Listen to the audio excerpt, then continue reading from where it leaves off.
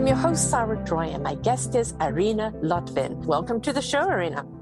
Thank you so much for having me. You deal a lot with plant-based food, which, Yes. veganism is plant-based food. And a lot of people think, being vegan is just living on a lettuce leaf like a rabbit. And there are my daughter and her son, my son-in-law are 100% vegan. And there are so many delicious meals in plant-based food. And the thing about plant-based food, every single one of those ingredients has a service for you. It's designed to boost your system, to balance your system, to clear you out. And that's the thing, we don't give the plant-based, the vegetables, enough credit, do we?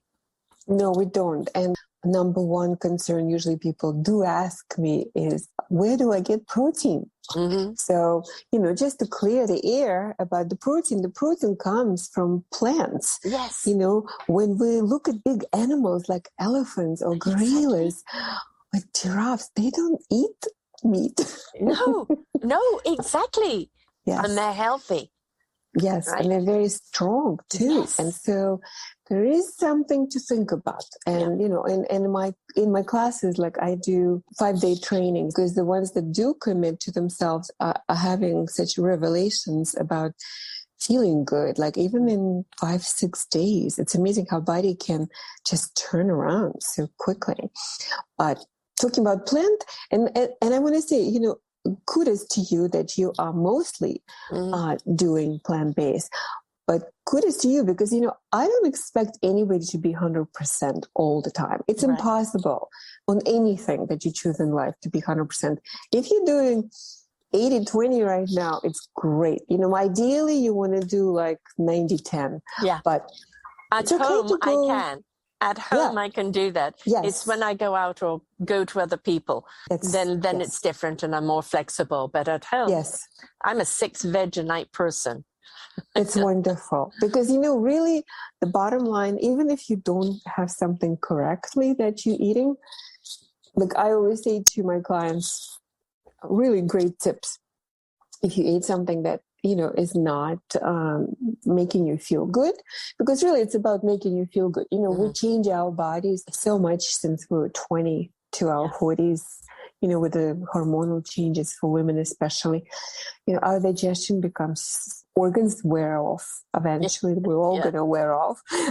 but the whole idea is to be nice to them, to be nice to our organ system. And so we have to try different things. Sometimes I cannot eat what I used to eat at age 20. I used to be a sushi lover. I wouldn't go one night without going and getting myself sushi, raw sushi. And I traveled a lot, and I was in Japan and I was in China and so in Hong Kong. And so, anywhere I would go and I would find a sushi place because I couldn't live without one. But today I cannot tolerate it. I cannot eat it. It's done. I mean, now I'm not, because my body changed and I had to go through the changes with it. It's not because I do believe in saving our planet. I do believe that the food is no longer the way it used to be. Right. Quality, because we're populating Mother Earth. And so the production of farming the animals for us is increasing. Definitely it's not the same quality of food. So if you are eating animal flesh, then go and do the research and go to the good sources, the ones that are not farm raised, the ones that are grazing, or wild fish. This is very important. And you go to the restaurant, they don't really know what they're feeding us. Right. I think something to point out is there has come animal farming. It's manufacturing of animals, and the abuse of these animals is absolutely inhumane. Now, we've got to just look at something very simply. If you're partaking of any of those animals that are living in such high stress and pain and anguish, you are eating that anguish. You are eating that stress because it changes the structure of the meat, and you are taking that on. And I think we see so much anger out there today, and I wouldn't be surprised if it's not in the diet. It's very hard to get angry with a carrot. Exactly. And also another little point out is that because, there is such commodity, I would say, for meat and chicken and fish, they keep it in a very tight environment. And so the infection is very high. Yeah. And because of the infection, they have to feed them all antibiotics. Right. And you're eating the antibiotics. And the hormones, by the way, to make them grow faster. Yeah. And this is what we are taking in. Again, even with your vegetables, go as organic as you can because of the pesticides that are on the food. Yes. We've got to this stage of opulence with our food. We as a humanity didn't used to eat meat every day. Might have been once a week, right? It was the vegetables, it was the legumes, it was the grains, it was all of that stuff, oats and all of that we ate that kind of really kept us going. And then meat was a luxury. And now meat has become, something that people have all the time without thinking about, where is it coming from? What is the quality? And do I need to eat so much of it? Sugar cane was only for very wealthy and, kings and queens. Yes. And we're all eating like kings and queens right now. And also, I think the overeating, it is, we've got to ask ourselves is that if we could sustain ourselves on X, Y, and Z amount a day, and that's what the body can digest, and that's what all the body needs based on the energy that you need, why are we eating so much? Yes, and that's why I became so popular with my courses that I do, which is I do detox. Yeah. And detox, is really to just release the body organ system from all this abundance. Yeah.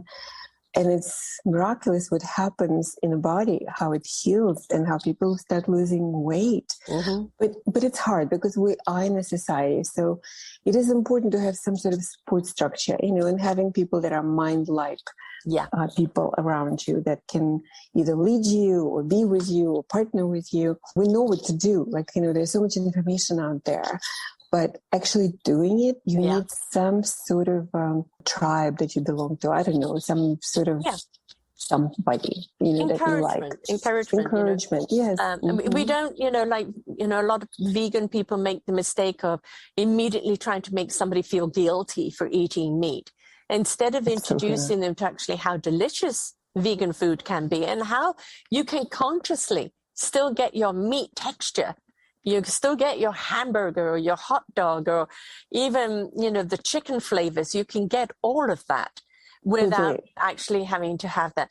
My grandson is 6 months old and totally vegan parents. Yes, he has formula, but they also, mama's milk. And this child is 98th percentile. Wow.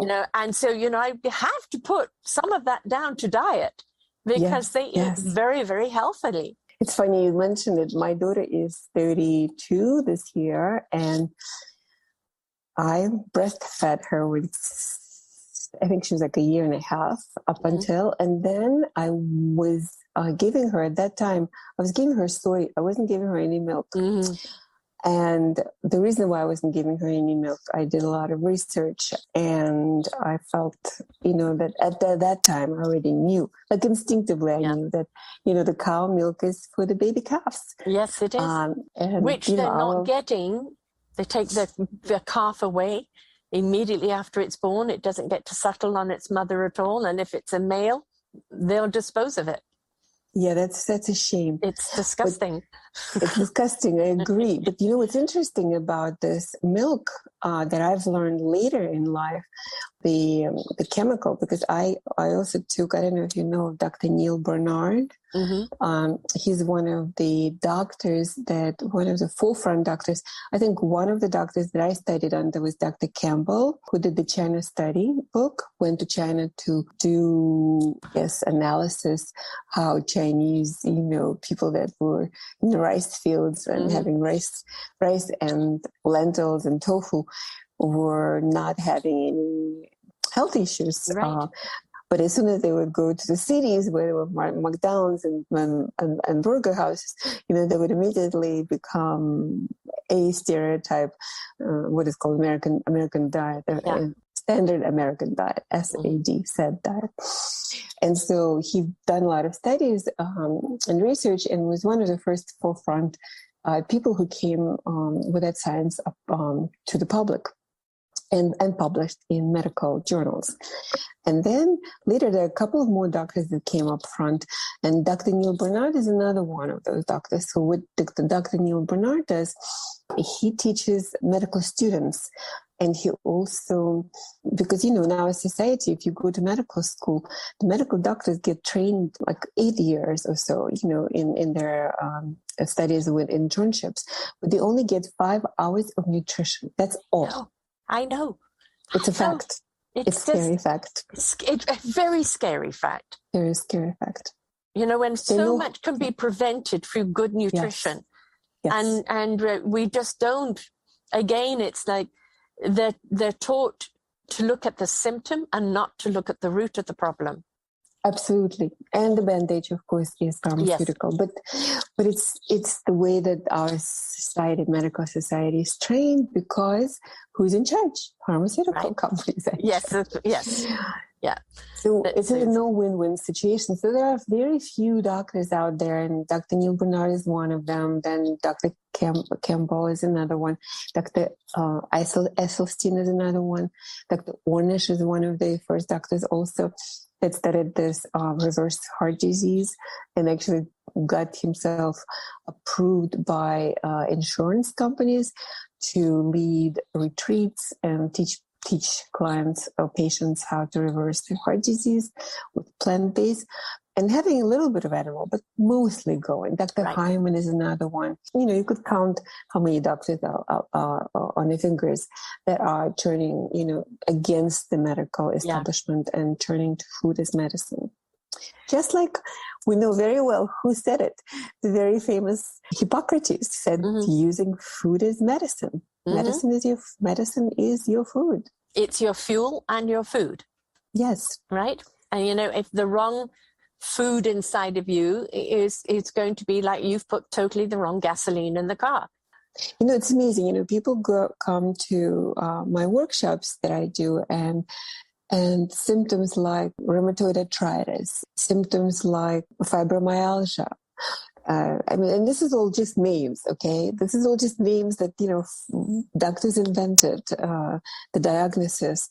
But things like rheumatoid arthritis, things that, pain in hands and pain in wrists, all of that is cleared in 5 to 6 days, that if they take out inflammatory food out of their diet.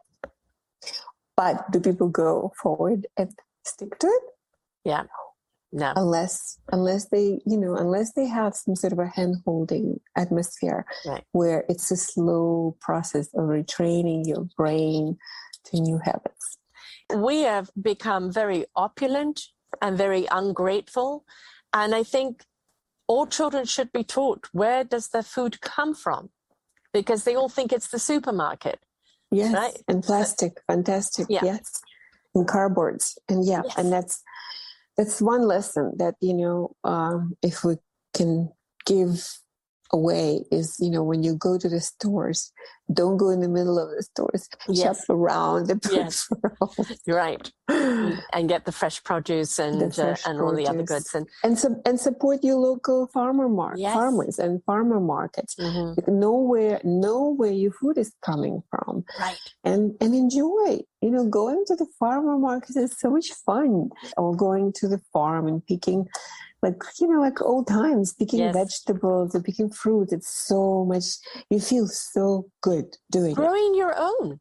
I mean, I was busy talking to my brother in England, and I'm eating my way through the tomatoes. I love it. There's some gratification about eating something you have planted, you have watched grow. There's an appreciation for it. And I think we've become, with the fast food and the buffets and the excess of food, which we waste so much, don't even get me going on that. But we've taken food for granted so much that we haven't got the appreciation. Even when you make your own food, or cooking, like I have clients that don't like to cook at all. And it's sad. it's like, it's very sad because you don't have to spend a lot of time cooking. You could make it very simple, but it's just the whole energy. It's like you feeding your body, give it some love. It starts with you. Yes. Yes.